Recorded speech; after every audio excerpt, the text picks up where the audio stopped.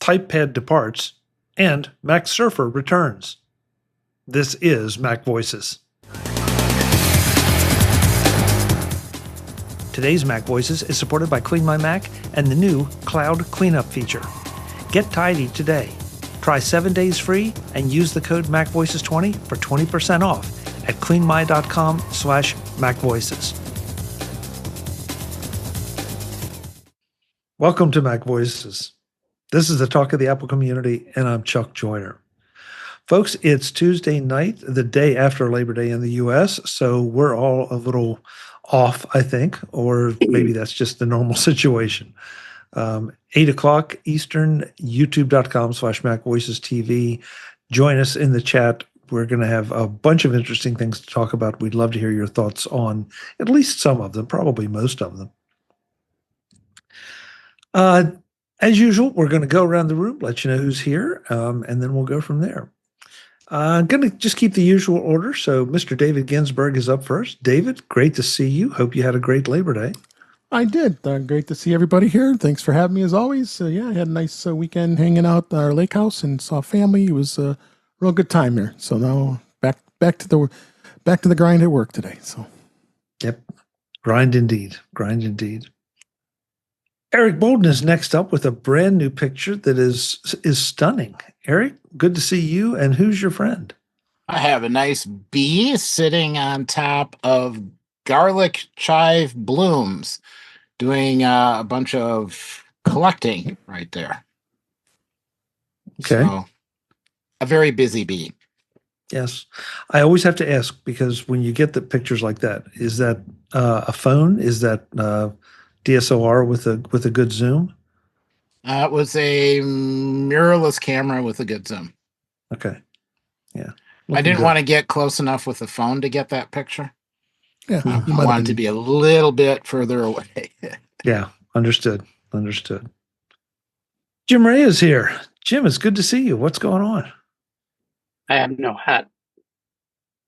Yeah, I noticed that. I was not going to point it out, but since you brought it up, is there a reason? There is, but I can't tell you. Okay. Okay. So we have hatless Jim Ray, secret agent. Yeah. He's in the witness unprotection program. Yeah. Either that, or they just maybe can only identify him by his hat. So take it off. I did get a haircut. Oh, well, that's good that you took the hat off for the haircut. Yeah. Otherwise, it might have damaged the hat. I normally only wear that hat for the show. It's here. Okay. All right.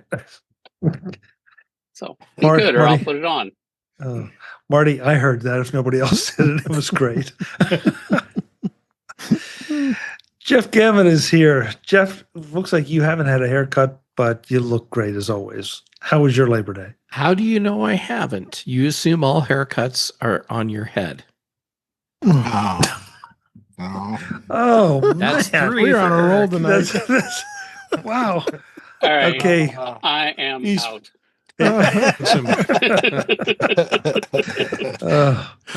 You're right, Chuck. I did not have a haircut. Okay.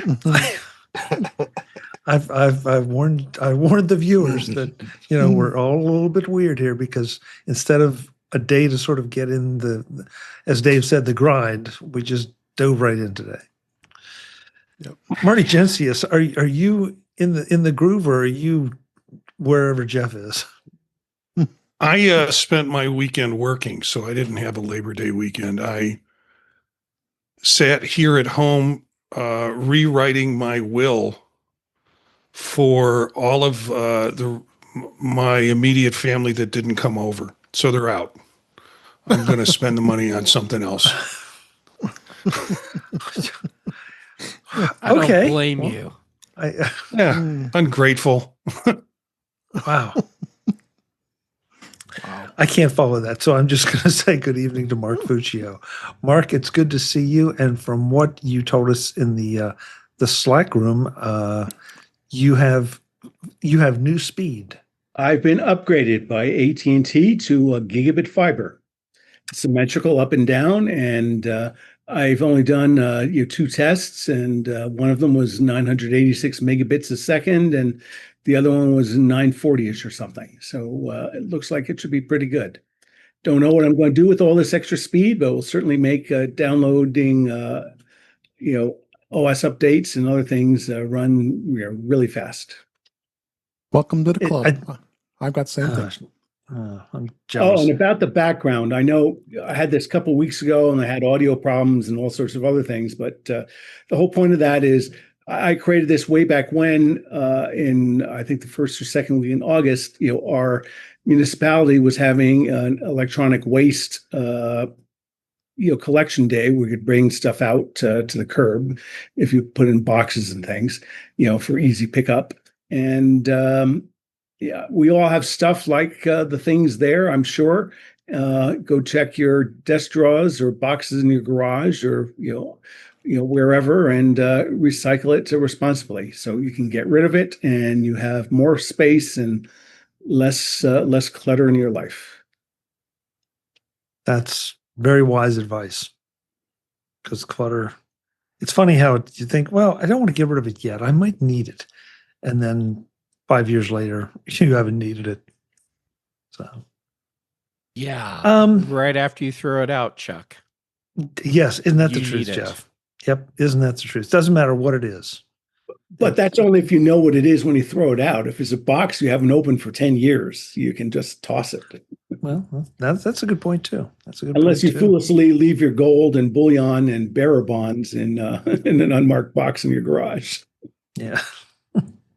So does that mean the rule is just throw everything in an unmarked box, and then 5 years later you can throw it away with no remorse? Yes, or maybe 7 years if you have financial records, because that's what you're required for IRS audits and things. So, there's sliding time frames, but ultimately you get rid of old stuff you're never going to use. Good advice. Good advice. Well, we're going to start out with a couple PSAs tonight, but one is a little bit sad. One is good. The first one is just to warn anybody that might still be using it, that TypePad is shutting down. And if you don't know what TypePad is, then you probably don't need to worry about it. But it was I guess blogging platform is the best way to describe it, from quite some time ago. And it sort of got left in the dust by WordPress. They've continued to go on. I know a few people that really just love TypePad. At one point, I was considering using it for MacVoices, and it seemed to do a lot, but WordPress seemed to just be more customizable. And so now they've just finally said they can't keep going, and so there it is. So I threw a link in the show notes. I believe what they're saying is if you have content in a TypePad blog, you need to get it exported out by September 30th. So you're on notice. You've got about a month as we record this. So that was the first one. The second one, though, is the return of kind of an old friend. MacSurfer is back. Does anybody remember MacSurfer here? Sure. That's from a long time ago. Yes. And there's a soft spot in my heart for MacSurfer, because it was one of the ways in those early days that I helped build. It helped me build MacVoices, because if I submitted it and did jump through the hoops correctly, the guys that ran MacSurfer would include my show postings with in the appropriate section of the listings. So it's kind of fun to see it back. It's interesting. In a world now where we have AI bombarding us with things, we have all kind of massive email campaigns. We have RSS. I don't know. Is this a big deal? Is this important? I mean, because this for I don't know how long was my homepage on my browser. Because that way, as soon as I fired it up, I'd see news, and it is strictly Apple news. Hence the MacSurfer name. And I'm looking at this and thinking, maybe I should go back to this for my homepage, because it's everything sort of wrapped into one. The 9 to 5 Mac has things. Mac Rumors is there. I'm sure this will expand out as they go. But I wanted to see, if anybody had any opinions on whether this is just a nice throwback that we can reminisce about, or whether this you think has some relevance in today's world. I'm happy to see it back. Okay. Yes, for me, there's a lot of nostalgia here, and for at least some people, I can see why they wouldn't find it relevant anymore. But it was always a nicely curated list of relevant, Apple-related content, and it made for a nice resource. I love that it's not, as far as I can tell, bogged down with a lot of extra code that has to load. It's well, for those of us that have synchronous gig fiber, it loaded pretty snappy. Yeah, loaded right up. Yeah. So I didn't realize it was back. And so now I am looking to see if I can find an RSS feed for it. Nope. So I can throw it in NetNewsWire. I just tried. Yeah, NetNewsWire was like, nope, I can't find it. Well, it does. It does say it's relaunch beta, so let's be sure that this is. They say watch as the upgrade continues. So Sure, but watch. Mark's up next, and then Jim. Mark. Yeah. I didn't use it back in the day, but just what I saw after you posted this in the notes, it looks like this might be a quick place to see, Apple headlines, because, in my RSS feed, different sites, there's all sorts of repetition and redundancy. So this might be a very fast, go to it and view it. But like Jeff says, if it's not coming up, if they don't have an RSS feed, then, that sort of diminishes its value. as I recall, it did. So, yeah, my guess is that They need to bring it back. it's beta. It'll happen. Yeah. Yeah. Jim. I knew that this existed before, but was never a go-to for me. I did and Marty's asking, do we know who's doing this? We do. I don't know off the top of my head, but I did see actually a little interview with that person who was apparently an Apple engineer who is just sort of bringing it back because he thinks it'd be fun. But I looked at it and I actually heard about it before Chuck posted it. I kind of like, why? I don't think, at least I would want an RSS feed for it, because I was looking at it and it's like, well, most of the sources he's using, they're already in my RSS feed. It was like 9 to 5 Mac, and it was like, I'm already getting all this stuff, so I would just be getting duplicates. So I think I figure just go to the source. And I think the original iteration of this, maybe by the time it went away, this wasn't the case, but when it started, I think that was pre-RSS feed, that RSS feeds didn't even exist. So then maybe, there's a reason for this, because you could, just go there. But now that's what I go to my RSS reader for, because I've just added all these feeds and basically made my own MacSurfer. Jim, the place that, or the spot that this filled, I think for a lot of people initially was to find all that content. When the RSS feeds became a thing, then a lot of people, they just didn't know where to go. So you could have one RSS feed and everything you wanted was right there, as opposed to multiple RSS feeds. Now, most of us would already have all that stuff in NetNewsWire or whatever we're using. But it was cool to have a single place you could go and see that stuff, regardless of whether or not you were using RSS. Well, first of all, I'm good for this person that's bringing it back. That's great. I don't think it's for me, but that doesn't mean I think it shouldn't come back. To me, it does seem like, well, this is something that I'm, maybe would have liked in 1998 or something, but now it's just sort of, it's duplicative. I don't need it.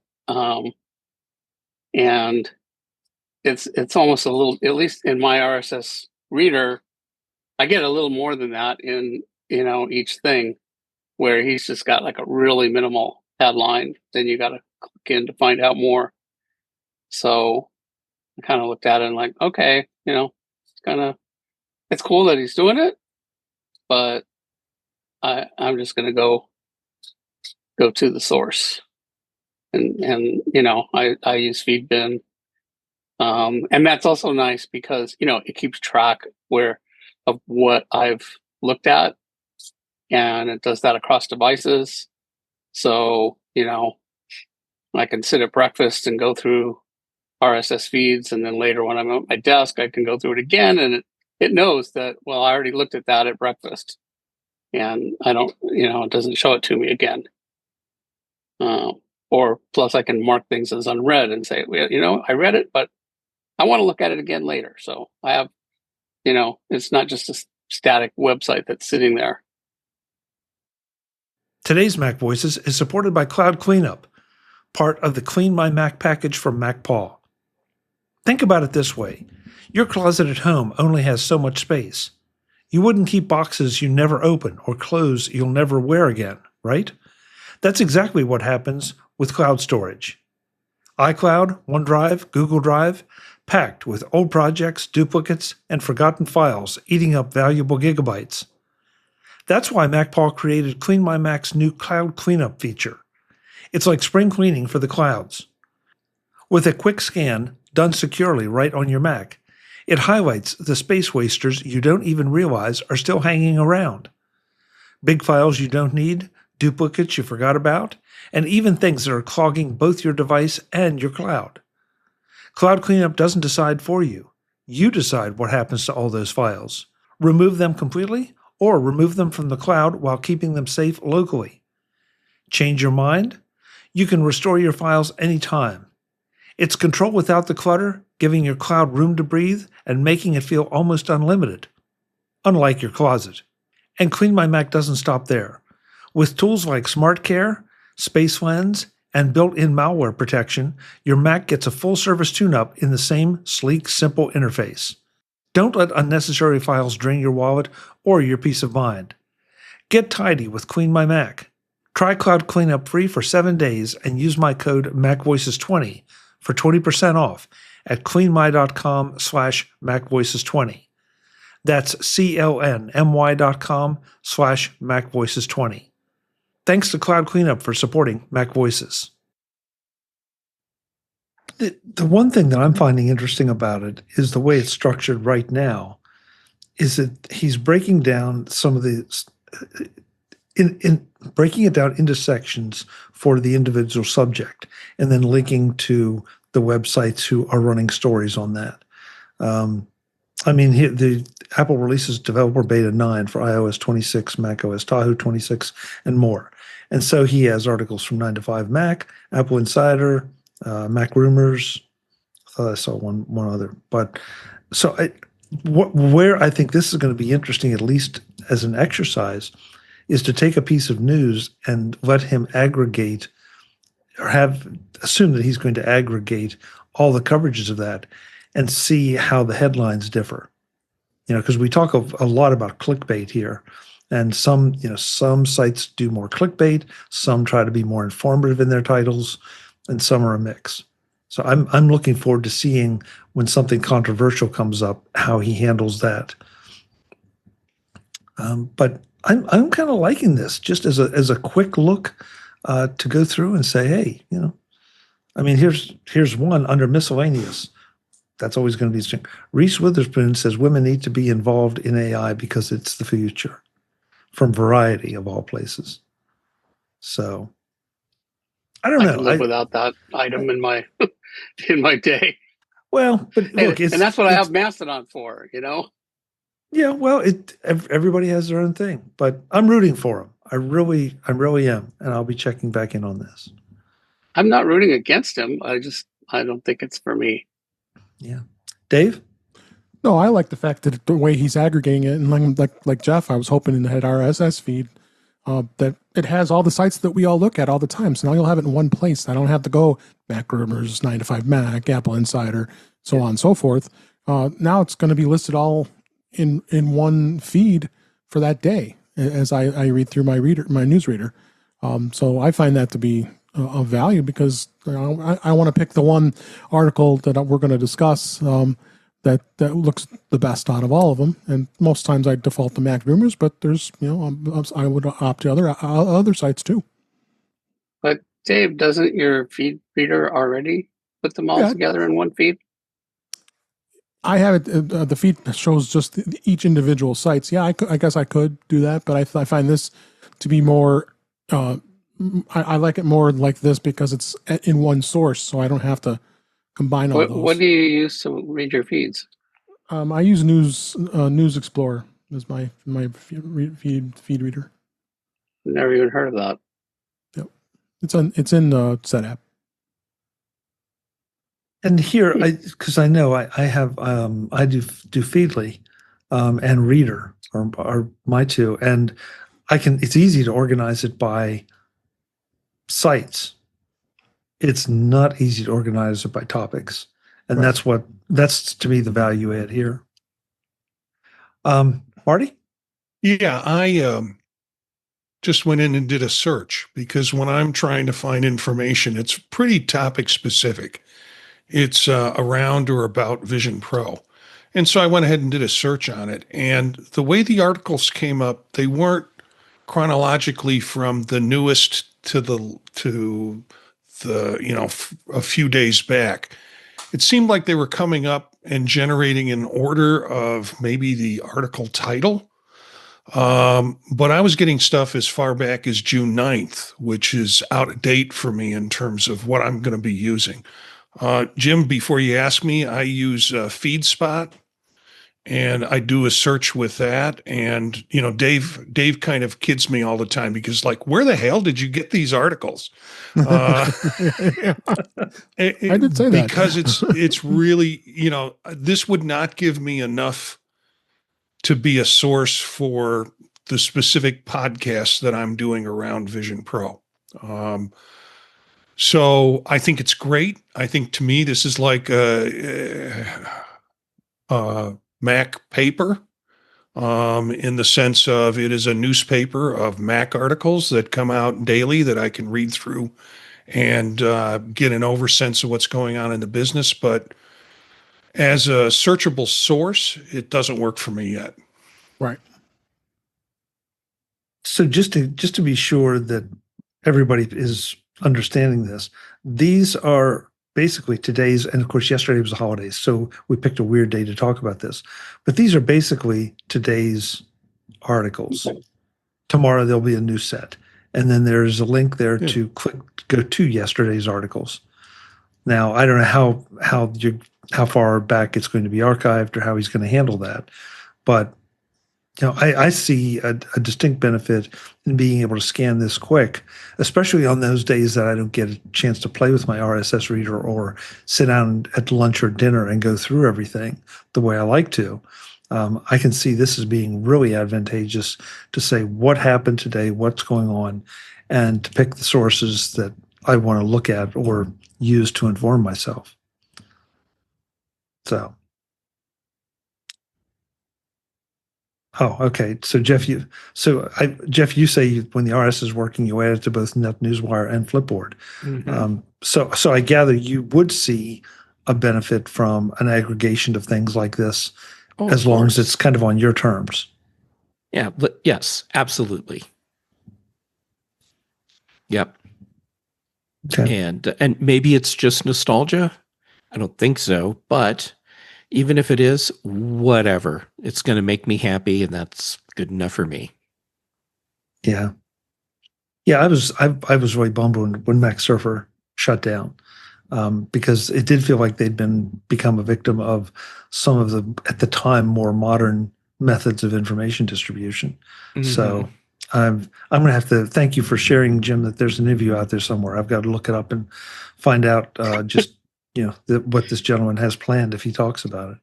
I'm laughing because I realized that I read that interview in my RSS reader. No. Nice. Hey, very meta, very meta.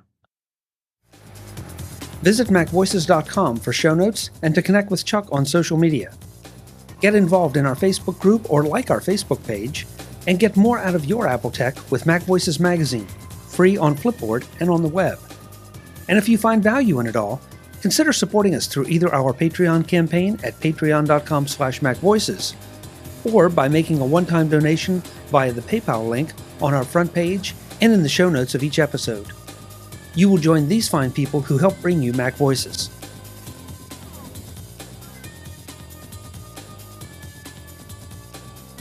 Advertising handled by Backbeat Media at backbeatmedia.com. Bandwidth provided by CacheFly at cachefly.com.